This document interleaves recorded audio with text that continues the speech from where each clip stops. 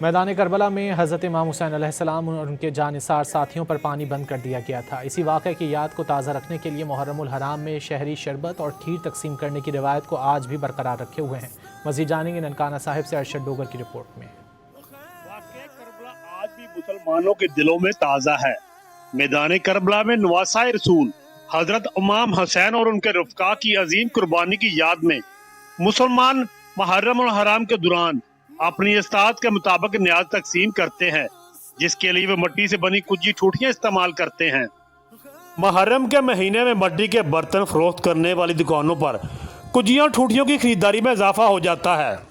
محرم کے دنوں میں زیادہ رش بڑھ جاتا ہے، لوگ مٹی کے برتن میں نیاز ڈال کر بچوں میں تقسیم کرتے ہیں اور کربلا کے شہیدوں کو ثواب پہنچاتے ہیں۔ مٹی کے برتن میں نیاز تقسیم کرنے والے شہری کا کہنا ہے کہ محرم کے دنوں میں آل رسول کے اوپر کربلا میں پانی بند کیا گیا، جس کی یاد میں ہم ہر سال مٹی کے برتنوں میں نیاز تقسیم کرتے ہیں تاکہ ان کو ثواب ہو، اور یہ روایت ہمارے بڑوں سے چلتی آ رہی ہے۔ شہدائے کربلا کی لازوال قربانیوں کو خراج عقیدت پیش کرتی یہ روایت آج بھی زندہ ہے اور عوام عقید و احترام کے ساتھ اسے نبھا رہے ہیں۔ محمد ارشد ڈوگر، ڈان نیوز، ننکانہ صاحب۔